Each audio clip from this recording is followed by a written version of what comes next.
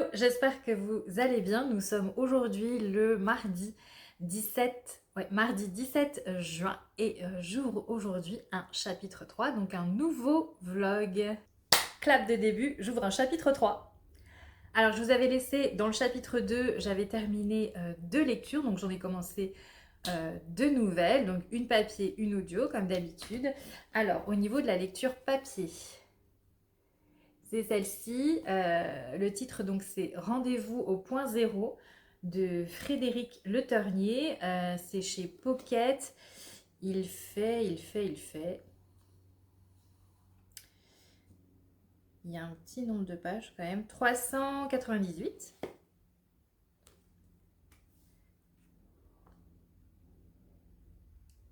Alors, je vais vous lire la quatrième de couverture.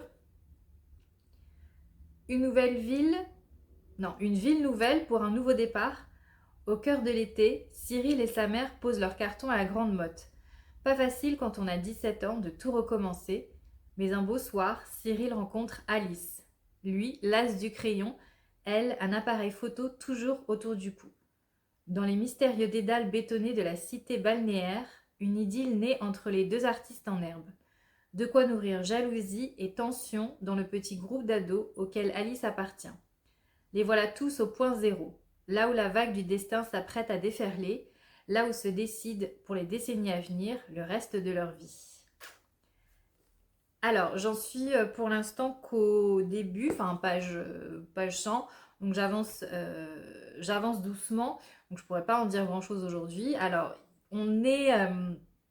l'histoire se passe à la Grande Motte. Alors, je sais pas si on voit bien l'immeuble, je sais pas si vous connaissez la Grande Motte, c'est une station balnéaire dans le sud, près de Montpellier, je crois. Et en fait, euh, il n'y a que des grands immeubles, des grosses barres d'immeubles avec des formes un petit peu, on va dire, originales. Et il y a ça sur tout le long de la côte, c'est assez particulier. J'y suis allée une fois avec mes parents quand j'étais gamine parce qu'on allait en vacances du côté de Sète, donc je crois qu'on est passé une fois à la Grande Motte. Et je me rappelle que tous ces immeubles-là, tous différents avec des formes architecturales très conceptuelles, ça m'avait assez marqué.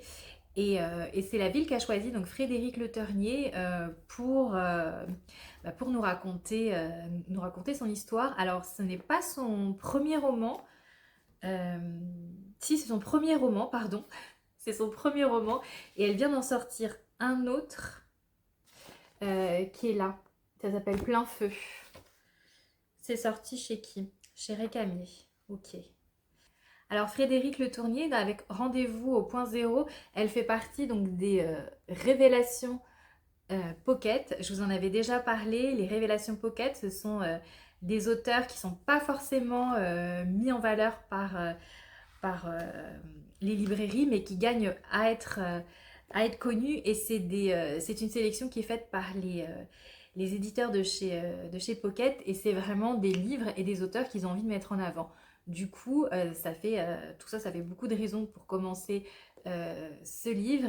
Et d'autant plus que ce soir, je vais à une rencontre où Frédéric Le Ternier sera présente. Alors, j'aurais bien aimé terminer le livre pour ce soir, mais malheureusement, l'agenda ne l'a pas permis.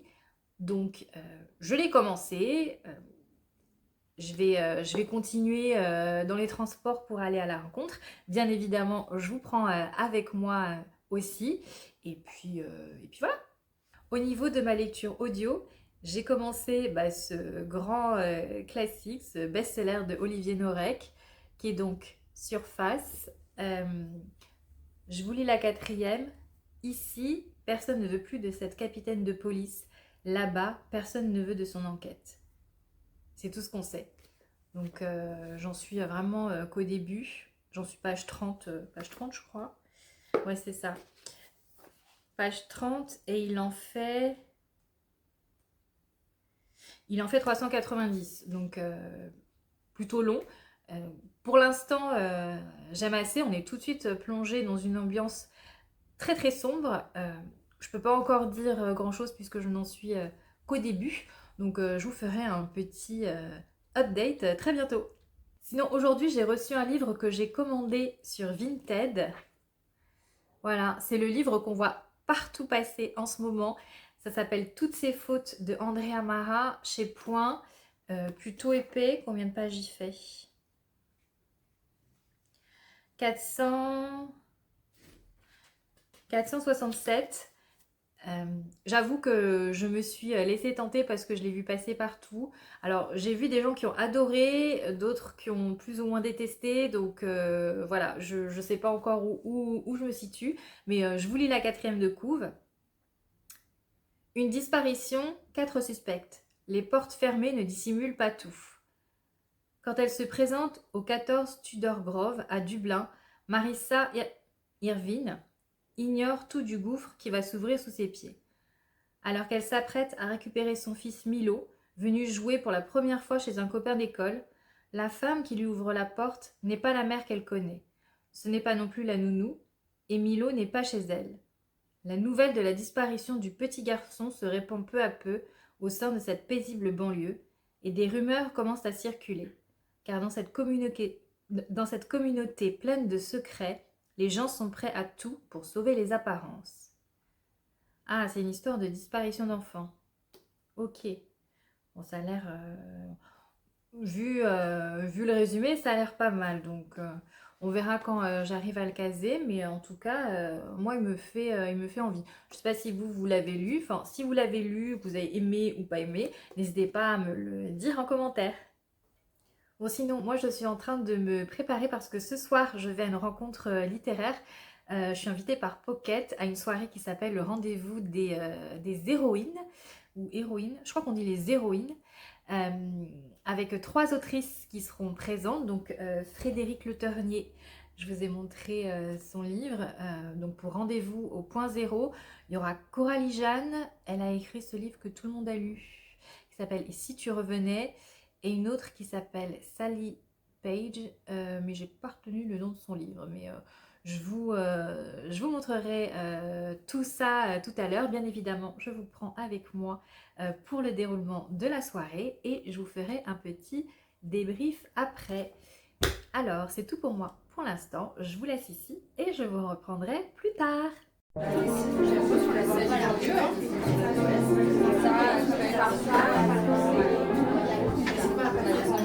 Alors oui, moi, le point de départ de mon histoire, c'est vraiment mon héros. Mes héros, on les prend tous au début de l'adolescence, je dirais, enfin, plutôt fin de l'adolescence, à 17 ans. Mon héros s'appelle Cyril, il est en Normandie et il va devoir, pour un changement de vie, descendre avec sa maman dans le sud de la France, dans une ville qu'il trouve assez étrange. En plus, à l'époque, c'était pas du tout en vogue, la Grande Motte. Et il va découvrir cet endroit, l'architecture de cet endroit. Et puis, comme tous les ados de 17 ans, il va rentrer en terminale et il va se faire des amis, des ennemis. Il va tomber amoureux. Et puis, il y a un drame qui va arriver dans la vie de ces adolescents lors du passage à l'an 2000, qui fait que toute la petite bande va se séparer, mais ils vont être amenés à se revoir tous les 10 ans autour de cette ville de la Grande Motte. C'est comme un rendez-vous. Le point zéro, c'est un endroit très symbolique de la Grande Motte. Et d'où nous est venu le titre. Voilà, c'est un endroit qui les rappelle à eux. Mon histoire, enfin l'histoire de Stan et Mia, c'est l'histoire d'un couple dans lequel rien ne va plus depuis quelques mois. Suite à un drame qu'ils ont vécu tous les deux, ils se sont complètement éloignés, si bien que quand le roman commence, Mia et Stan, c'est 2 étrangers qui vivent ensemble en colocation dans un appartement. C'est plus vraiment un couple. Ils vont avoir une grosse dispute, la dispute de trop, et Stan va claquer la porte de l'appartement. Et c'est comme ça que commence mon histoire. Mia, mon héroïne, qui reste sur Terre pleine de remords et de regrets, va avoir la possibilité de le faire revenir de l'autre monde. Mais il y a un prix à payer. Cet homme qui lui propose de faire revenir Stan, il lui dit « Moi, je peux le faire revenir, mais qu'est-ce que tu es prête à faire pour qu'il revienne ?» Et c'est tout le pitch du roman. Fait naître cette histoire, c'est que j'ai le sentiment que tout le monde a une histoire à raconter. C'est vraiment quelque chose que je crois très fortement. Et Janice, en fait, elle ne croit pas. En tout cas, elle ne croit pas qu'il y ait une histoire qui vaille la peine d'être racontée. Donc, effectivement, elle passe son temps à écouter les histoires des autres et à s'en souvenir. Voilà, et c'est ce qui donne un sens à sa vie. Coucou, je viens tout juste de rentrer de la soirée la soirée enfin le rendez-vous des héroïnes Pocket. C'était vraiment une soirée très très sympa, dans un cadre vraiment très très beau, c'était très romantique. On a écouté donc les 3 autrices qui nous ont présenté chacune leur tour, leurs livres et leurs inspirations, et c'était vraiment très très intéressant de les écouter. Après on a pu échanger un petit peu avec elles, c'était très très sympa, et faire dédicacer nos livres. Donc on est reparti avec les livres des 3 autrices. Donc on a celui-ci de Sally Page qui s'appelle La collectionneuse de secrets. Alors, Janice, la cinquantaine, est femme de ménage, la meilleure de Cambridge, selon ses clients qui apprécient sa gentillesse, sa discrétion et les menus services qu'elle rend. Mais guère aidée par un mari qui la rabaisse sans cesse, Janice se sent insignifiante. La seule qualité qu'elle se reconnaît est une grande capacité d'écoute, qui lui permet de collectionner secrets et histoires que les gens lui confient. Un jour, l'une de ses clientes lui demande de s'occuper de sa belle-mère âgée de 92 ans. D'abord réticente, Janice accepte, à condition que l'acariâtre Madame B lui raconte son histoire. Et si, sans le savoir, ce duo improbable était en passe d'inventer une thérapie du bonheur. Voilà. Donc ça a l'air d'être une histoire d'amitié entre une jeune femme, une cinquantenaire, pardon, qui est femme de ménage, et donc sa cliente, entre guillemets, donc une dame, Madame B, de 92 ans. Ok, bon. Ensuite, il y a eu Rendez-vous au point zéro, mais ça, je vous le présenterai un petit peu plus tard parce que je suis en train de le lire. J'ai pu échanger avec Frédéric Le Ternier, qui est très très très sympa. D'ailleurs, on a le même âge, pour la petite anecdote. C'était assez marrant. Donc voilà, du coup, ça, je continue ma lecture et je vous ferai un petit update plus tard. Et alors, le livre... je crois que tout le monde a lu, qui s'appelle « Et si tu revenais » de Coralie Jeanne. Alors, si je vous lis la 4e, « Est-ce qu'il m'entend ?» Pour Mia, les derniers temps ont été durs. La routine, les disputes, puis cet accident de moto qui plonge Stan dans le coma. Contrainte de débrancher l'amour de sa vie, la jeune femme se rappelle les jours heureux, le couple parfait qu'ils formaient. Soudain, une silhouette se détache entre les tombes. « J'ai le pouvoir de le faire revenir », lui promet l'inconnu. Mais à quel prix ? Revenu de l'autre monde, ce sera à Stan de le découvrir. Et vous, que donneriez-vous pour rattraper le temps perdu ? Ah, il y a un petit peu de fantastique là-dedans. Ok. Ah, elle a écrit un nouveau roman chez XO pour que l'amour nous répare. Voilà. Il n'est pas très épais, mais oui, peut-être que je le lirai aussi. Et puis, là aussi, j'ai eu ma petite dédicace, donc c'était cool. Bon, normalement, je vous aurais mis quelques images avant pour vous montrer un petit peu la soirée. Et en revenant chez moi, j'ai eu j'avais un petit colis dans ma boîte aux lettres. Donc là, là c'est Noël pour moi. C'est un colis des éditions Pocket. Je ne sais absolument pas ce qu'il y a dedans. Donc je vais l'ouvrir là maintenant en direct. Alors, qu'est-ce que c'est ? C'est un gros. C'est un gros. Alors. Oh, il est beau. Ah, c'est une révélation Pocket. Puisque je fais partie du book club des révélations Pocket. Elle est belle la couverture. Regardez. Ça s'appelle « Où l'amour demeure » de Sarah Winman. Il est gros, hein. Il est gros. Qu'est-ce que je peux vous dire ? Il fait 656 pages. Il coûte 11,20 € et il sortira... Non, il est sorti le 7 mai. Et si je lis la 4e... Oh, Toscane. Ah, ça se passe en Toscane. J'adore la Toscane. Toscane 1944. Alors que les combats font rage pour la libération de l'Italie, Evelyne et Ulysse, 2 êtres que tout sépare, sont réunis par le hasard. Lui est un simple soldat britannique, elle une historienne d'art déjà âgée. Chargée par l'armée de sauver les chefs-d'œuvre en péril, à l'abri des bombes, sous les voûtes d'une cave à vin, leur amitié se noue immédiate. Elle sera fondatrice. Bien des années plus tard, la paix revenue et Ulysse rentré en Angleterre, une lettre de Toscane lui parvient. comme un rappel à placer comme un rappel à placer sa vie sous le signe du beau, de la joie, là où tout a commencé, là où l'amour demeure. Ça a l'air beau. Ça a l'air beau et en plus ça se passe en Italie, j'adore ça. Bon tout ça ne va pas du tout arranger ma palle. Je pense qu'il me faudrait 2 ou 3 vies pour lire tout ce que j'ai dans ma bibliothèque. Mais bon, c'est pas grave, je suis heureuse, il y a des livres, je vais faire comme je peux. Mais oui, celui-là, je vais le lire. Et puis là, cette couverture là, qu'est-ce qu'elle est belle. Ouais, non, très très beau. Puis ce perroquet là, il est magnifique. Bref, où l'amour demeure. Du coup, c'est tout pour moi pour ce soir. Je vous laisse ici et je vous reprendrai plus tard. Hello, nous sommes le vendredi 20 juin. Je suis aujourd'hui en télétravail et je vous prends sur ma pause entre midi et 2. Là, il fait une chaleur sur Paris assez intense. Je sais pas combien il fait, 32, 33, 34, mais il fait vraiment très très chaud. Du coup, ceci est devenu mon meilleur ami.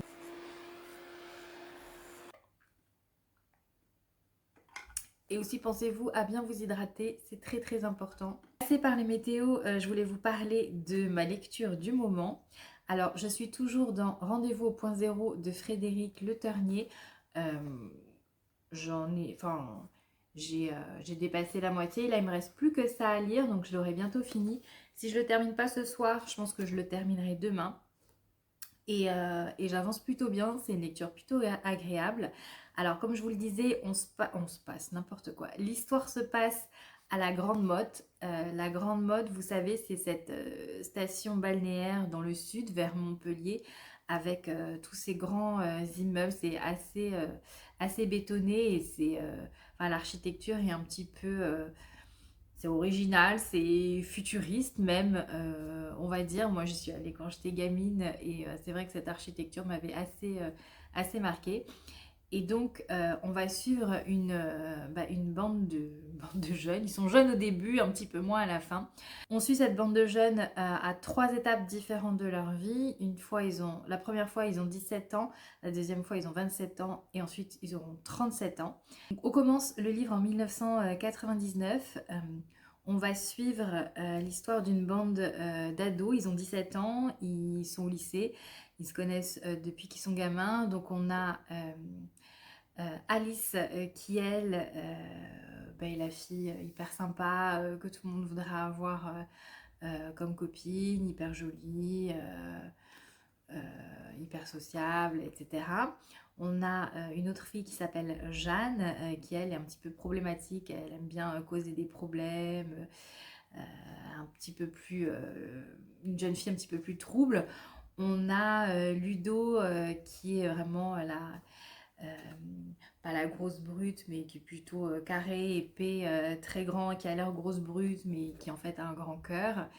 Et on a Clément, lui il est un petit peu foufou, il adore déconner, il adore lire, il a toujours une petite citation. Et donc cette bande de 4 amis qui se connaissent depuis toujours va être un petit peu troublée parce que il va y avoir un nouveau venu dans le lycée. Ils vont faire la connaissance de Cyril qui débarque du Nord, qui emménage à la Grande Motte avec sa maman pour des raisons personnelles. Et un nouveau dans une bande, et ça fait toujours son effet et ils vont sympathiser plus ou moins tous ensemble. Et on va les suivre ensuite au fur et à mesure de leurs histoires d'amour, d'amitié. Ensuite, on aura un événement lors du passage à l'an 2000 qui va marquer leur vie à tout jamais. Et ensuite, on va les retrouver 10 ans après. Donc la première fois, ils ont 17 ans et on les retrouve à 27 ans, puis à 37 ans. Donc, je ne peux pas trop en dire parce que sinon, ce serait vous spoiler. Mais voilà un petit peu le principe pour l'histoire. Et c'est une lecture qui est plutôt agréable. Moi, j'aime bien. Ça se lit assez facilement. Et alors surtout, il y a un truc qui est assez sympa et je trouve que ça se fait de plus en plus sur certains romans, c'est qu'à la fin, on a un QR code qui permet d'accéder à une bande son. J'avais vu ça aussi chez Anouk Schutterberg dans La Nuit des Fous. Il y avait aussi une playlist euh, autour du roman. C'est des romans où la musique est très très présente, donc vous pouvez ensuite aller scanner le QR code et écouter la musique. Alors la ville tient aussi une grande place dans ce roman, c'est presque un personnage à part entière. Euh, enfin, il y a parfois des endroits que je suis un peu obligée de googliser pour voir s'ils existent, s'ils sont vraiment là, à quoi ça ressemble, etc. Mais c'est vrai que on sent vraiment l'attachement de l'autrice à cette ville, la façon dont elle en parle. Franchement, euh, la Grande Motte, enfin, si on m'avait parlé de la Grande Motte avant, moi, ça m'aurait pas spécialement branché. Mais quand je le lis dans ce livre et quand je vois l'attachement qu'elle y a et tout le cœur qu'elle y met, et ben franchement, j'aurais presque envie d'y aller pour aller découvrir le décor de ce roman. J'ai pu discuter avec l'autrice, avec Frédéric Le Ternier. Elle est vraiment très très sympathique. Euh, pour la petite histoire, euh, sa mère, sa mère est écrivain. En fait, c'est la fille de Françoise Bourdin. Je ne sais pas si vous la connaissez.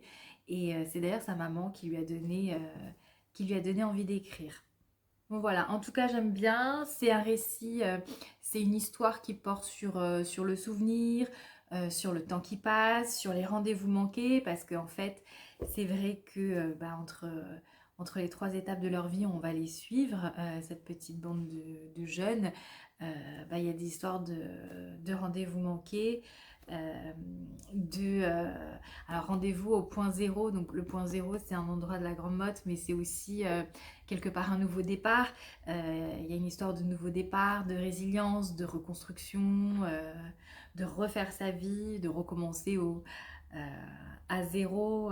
Voilà, il y a un petit peu tout ça dans ce livre, bien évidemment, l'amour, l'amitié, les relations familiales. Donc il y a beaucoup de thèmes. Mais en tout cas, voilà, moi je passe un bon moment, c'est une lecture plutôt agréable. Donc je vous reprendrai, alors je ne sais pas si je vous reprendrai ce soir ou demain, enfin en tout cas dès que je l'aurai fini, pour vous faire un petit update sur cette lecture. Comme je suis toujours un pigeon des réseaux sociaux, vous pouvez m'appeler Christelle le pigeon. J'ai acheté ça, c'est une pinza, enfin c'est juste la pâte, hein, pas la garniture. Je vois ça partout sur les réseaux, je vois ce truc là passer partout.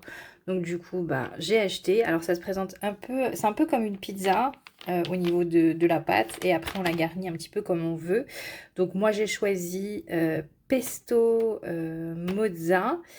Mozza et un petit peu de speck, donc je vais essayer ça, j'espère que c'est bon et j'espère que Croustipat, ça me fait penser à Croustibat qui veut te battre, donc j'espère que Croustipat en vaut la peine. Bon voilà les amis, ça donne un truc comme ça. Alors ça a l'air assez croustillant, je l'ai mis 4 minutes au air fryer, ensuite je l'ai garni avec du pesto, de la mozza, des olives et j'avais pas de jambon cru donc j'ai pris du speck, donc ça a l'air pas mal. Je vais goûter et je vous fais un petit retour tout à l'heure.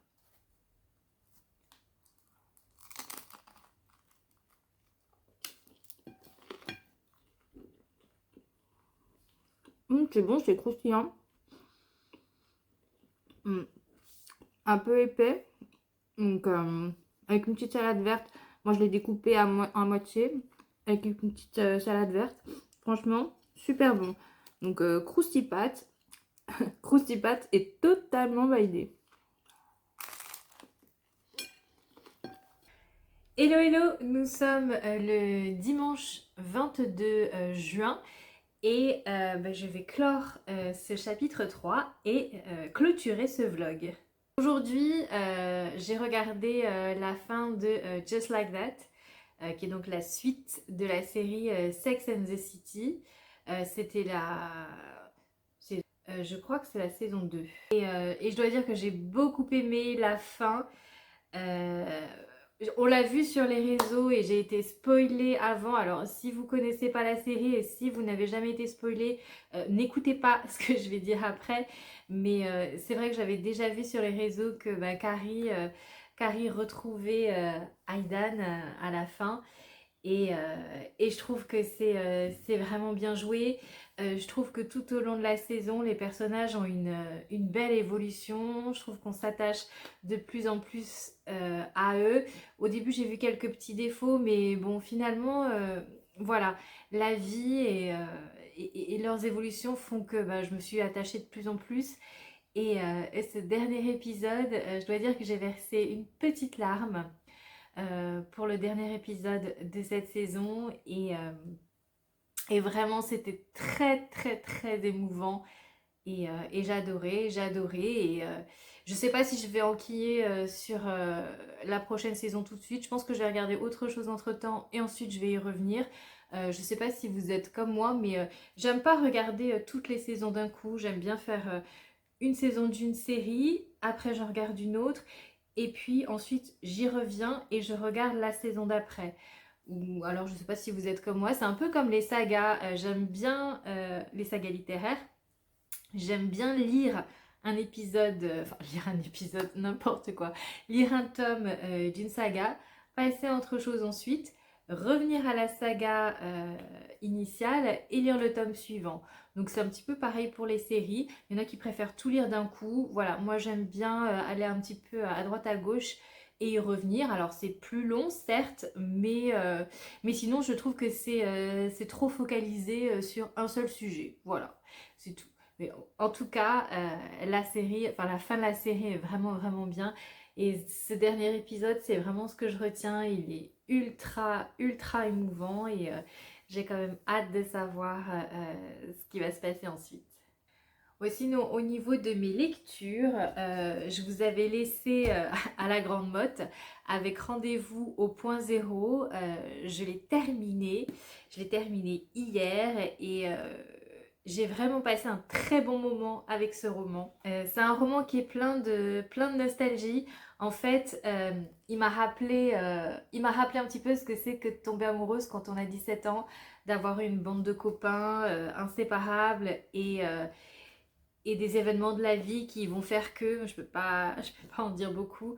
Euh, voilà, c'était une très bonne lecture. On n'est pas sur un coup de cœur, mais j'ai vraiment passé un très très bon moment avec ce premier roman. Au départ, quand j'ai vu que c'était à la Grande Motte, bah, ça m'emballait pas tant que ça parce que c'est vrai que c'est assez spécial. Mais l'autrice a mis il y a un tel attachement chez l'autrice par rapport à cette ville et elle met tellement de cœur à la décrire chaque endroit que mais du coup ça donnerait presque envie d'y aller. J'ai googlisé certains endroits pour essayer de me plonger un petit peu euh, dans l'ambiance et vraiment non, j'ai bien aimé. Donc voilà. Donc si vous aimez les romans qui parlent d'amour, d'amitié, de reconstruction, du temps qui passe, des rendez-vous manqués, vraiment je vous conseille celui-ci. Du coup, j'ai commencé une nouvelle lecture, mais je pense que je vous en parlerai dans le chapitre 4. Et ben, c'est un essai. C'est un essai sur les masculinistes, mais c'est mieux que j'en parle dans le prochain vlog. Je vais clôturer ce vlog ici. J'espère que vous avez aimé le visionner. J'espère que vous avez eu de belles idées de lecture. N'hésitez pas à me dire aux commentaires si vous avez lu, apprécié ou pas l'un des livres que j'ai cités dans cette vidéo. Et puis il ne me reste plus qu'à vous souhaiter de belles lectures. Prenez bien soin de vous et je vous dis à bientôt.